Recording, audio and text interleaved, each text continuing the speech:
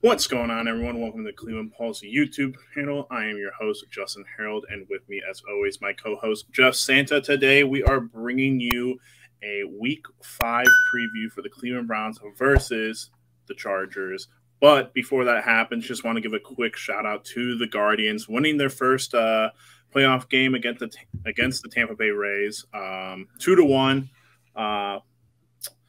Very good for them. Obviously, things are starting to get heated up here in Cleveland with sports. Obviously, Browns going, the Guardians in the playoffs, and the Cavs playing some preseason basketball. So a lot going on. But today we're going to talk to you about the Browns. So Jeff, obviously you and Logan had a little nice video that you did last night that everyone should go check out about the Cavs. But besides that, how are you doing? Doing good. The city's on the right track for the most part. The Browns, always the question mark. Another question mark of a week. What are you going to see? You're going to see the defense. You're going to see the offense. You're going to see half of the defense. You're going to see half of the offense. Who knows? Yeah. Well, I don't know that we've seen half of the offense, but at the same time, it's like you're going to have to play at high volume. You're going to have to play at high volume with this offense because this is one of the games where, I've been a really bad broken record for the past 4 weeks, but we're now in the stage of the season where you're no longer playing teams that you should beat. You're playing teams that are, just as good as you on paper or better. And so the Chargers, obviously a team that we saw last year, and we know how that game went, high scoring, back and forth, but it's going to be interesting to see how this game goes now because I'm of one who, although the analytics right now say that the offense is one of the best efficiency-wise, you're going to have to hope that stays true and can, happen at volume because I think the Chargers who, they do have a couple injuries on their side of the ball for offense are a very good team. They have a very, nice up-and-coming quarterback if he's, if you don't already think he's already up there in the top 10. And great running back with Austin Eckler and then some weapons, but we'll talk about them a little bit more later. And then obviously on our side of the ball, defensively, it's tough. Can't stop the Atlanta Falcons from running all over you. So what makes us think that it's going to happen with the Chargers? So Jeff, what are your initial thoughts with this game going into it? Seems like every other week with this team, it's like, well, it feels exactly like the game last year. They're not good defending the run. Neither was Atlanta. We're not good defending the run, and, two good running backs. So Eckler versus Chubb. I don't know how many rushing yards we have to win anymore. I thought it was, thought a cool 150 was going to get the job done. Maybe you got to bump it up 175, 200. I don't know. Keep the stupid jet sweeps away with Njoku. Keep the dumb play calling away. Just not even dumb. Just be straightforward. Just be like, hey, beat us. Beat us straight up, mano y mano. I don't need to see this cute play calling that me and you have disliked through 4 weeks. Just get the job done. Have your best play calling when you need it, whether it's third down, whether it's fourth down, whether it's in the fourth quarter. And I don't know. The defense is impossible to predict at this point, so whatever. Yeah, I mean, if a team abuses us like Atlanta did last week with running the ball like they did, I mean, probably means we're going to play really good this week. Yeah, right. Honestly, I can't wait for predictions because I feel like whatever we say is going to be wrong, and like I feel like anything goes. Like this feels like the Steelers game. Jeff, could we blow them out? Probably not. Could they blow us out? Probably not. Is it going to be a close game? Likely. Can I tell you something that I've been doing with my mom for the past 3 weeks now? Sure. So we're on week 5.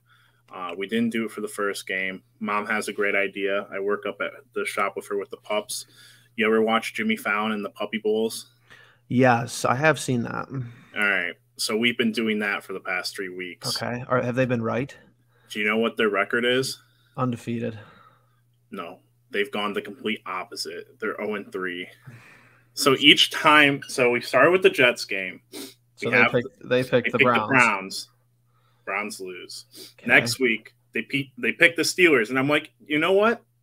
This will probably be 1-1. They'll probably be 1-1. 0-2. I'm like, all right.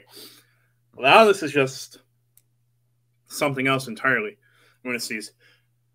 I think I'm going to sneeze. I'm not going to sneeze. All right. We don't do cuts here at the Cleveland Pulse. Goodness. No cuts.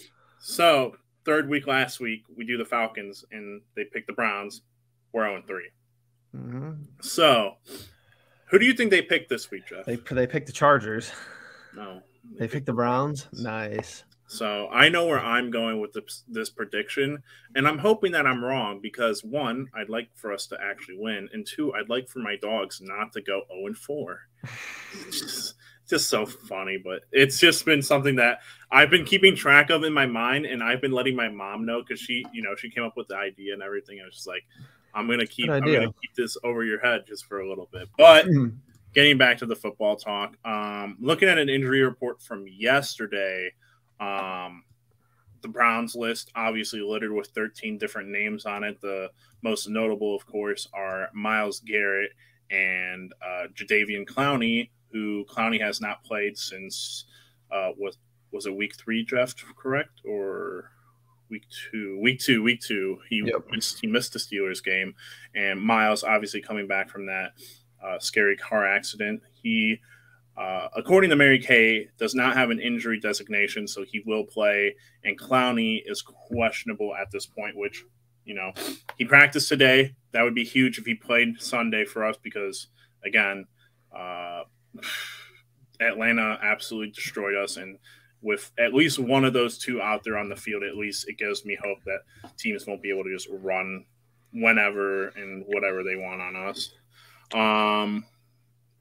Flipping it to Los Angeles side, Keenan Allen, star wide receiver, has not practiced and has been out multiple games already. Gerald Everett, who is benefiting from all that and is a favorite target of one, Justin Herbert, was limited for the first time yesterday with a hamstring injury. And then looking on the rest of this list, does not look like anyone else was of note was listed as limited. So Browns looking to get some guys back. Chargers look to be at somewhat full strength outside of one Joey Bosa, who will not play in this game. That's huge. But Jeff, in terms of injuries on our side, obviously Clowney, Myles, all that's pretty, standard for the issue as of right now. But what are your thoughts in terms of going into this game and getting those two back? I think the injuries are pretty even. I guess you just gotta, who knows with Clowney, do you play him this week and then risking him being out for longer, or is he ready to go? Like, are you going to rush him back because it's a kind of a must-win-ish type of game? Huge AFC implications. Huge, always with the AFC teams. That's why it's like, sucks losing to Atlanta, but it's an NFC team. I'd rather take losses to NFC teams than AFC teams in a perfect world. But Herbert's kind of that guy. Like, he's not going to run. They don't design runs for him, but he's mobile. He can move away from you. They could scheme away from Myles Garrett, so it'd be nice to have both of them. Kind of in the weirdest way, Mariota's kind of like the Dollar General total off-brand version of Herbert. It's like he can run, and that's pretty much it. And you saw what he did against us last week. Only a couple plays where he was outside of the pocket, giving his wide receivers 1,000, 2,000 more of a time to get wide open. Good to go. So I'd like to get him on the ground. I'd like to force people to make mistakes. I don't want to get nitpicky, but it's like Mariota makes a mistake last weekend that was unforced. Like, can we force a mistake where it's like our defense was right on him and he, has to throw the ball up in the air and it's a batted ball up in the air, whatever. Like, just got to win the turnover battle at the end of the day, regardless of who's injured, who's out there playing. Last year, Mike Williams burnt us, so it's not like Keenan Allen being out is going to be the end of the world for them. Yeah, and two things that you said really well in there. One, getting dudes on the ground. Of course, the quarterback specifically. When I watch us blitz or, I watch dudes get there at full speed and then quarterbacks just duck underneath them or, sidestep them to the right or left, whatever it may be. It's just the most frustrating thing to, watch and have to endure as a Browns fan. And the second thing is just, making the other team make mistakes. I was trying to look for what the interceptions and fumbles are looking like for us through 4 games. And we have 2 interceptions and 2 fumble recoveries, 4 forced fumbles. And it doesn't show you how many balls were actually on the ground. Obviously, like 10. Yeah, because that's a big number. I'm sure we could get into, but 2 interceptions, 2 fumble recoveries. Jeff, obviously, that's not even more than 1 turnover a game so far. And I know that in some of those games they just straight up weren't turnovers. So what are you thinking in terms of like who needs to be that guy? I mean, remember 2 years ago when Myles Garrett was that guy and he was just a strip sack monster? Like, when do we get that back? I think it's got to be, honestly, and I'm nervous because I don't think we're going to see it, but I just find it so interesting how last week with everybody hurt on the D line, you see JOK being sent on blitzes. Why can't we do that with Miles and Clowney out there? Why can't he get in the backfield, jar the ball loose, pick it up, scoop and score? Where's the pick sixes? Where's the defensive touchdowns? Where's the urgency to get the ball? So I'll go JOK for this week as far as a big impact play. Yeah, hopefully that's the case. I'm hoping that, man, gonna say it till it happens, I suppose. But Greg Newsome getting an interception anytime, in his career would be great. But Jeff, that's about it. I mean, we didn't really talk about the offense. You know what? It was interesting though. While I was waiting for the email to come in, I actually watched this Stump Mitchell video. Did you know that he was actually a hell of a dude back in the day? No, I saw this. Did the NFL tweet this out? Yeah, I think so. Yeah, I saw this on my feed. I didn't get to listen to it though. Besides Larry Fitzgerald, he has the most all-purpose yards for Arizona in history. Had no idea. Yeah, he was a stud. No wonder he's coached this. And, I say this running back room, but he's coached, when they go through that video, he's coached a lot of good guys and a lot of great seasons. So no wonder he's been a great guy. But talking about the running backs, obviously, Chubb, Kareem. Feel like Kareem, I'm going to say that he's been underrated, but I want to say that he really hasn't been. He has 200 yards running. He's got 73 yards passing, and then he's got 1 touchdown through the air and 1 touchdown through the ground. And if I'm not mistaken, both of those came in the first game, right, Jeff? Yes. He's been a little bit, hidden away for some reason. I just don't get where it's like at the end of the day, you have to just realize like we are who we are. So get Hunt acclimated in the offense, not on screens. Mm-hmm. Run him out there and be like, hey, go run routes. Like, if I'm nervous. Again, another week I'm nervous compared to last week because J.C. Jackson is going to be on Amari Cooper. That makes me nervous because if I see another dud from Cooper, it's like, how many points did we score?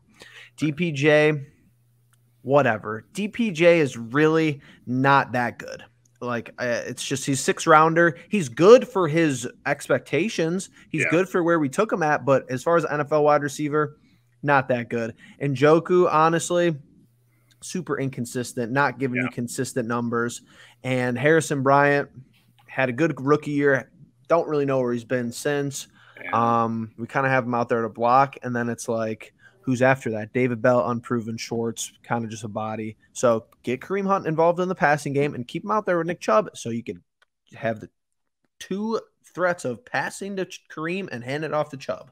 I could only imagine what a 2-minute drill would look like with those two out there and like Kareem constantly going back and forth from being a wide receiver to a running back and giving them fits. But hey, I'm here sitting at a desk and Alex Van Pelt's getting paid big time money to do. We're not sure. I think that's kind of a fancy shop that I'm thinking of. Never mind. But yeah, I mean, we'll see.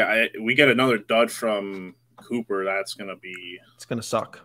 Yeah, it's not gonna be great. But I'm gonna keep hoping that Jacoby keeps playing it clean, and hopefully that he could play it clean and maybe take a couple of risks at the same time and be able to, hit big on one of those. But Jeff, I think I've exhausted everything that I can think of for right now.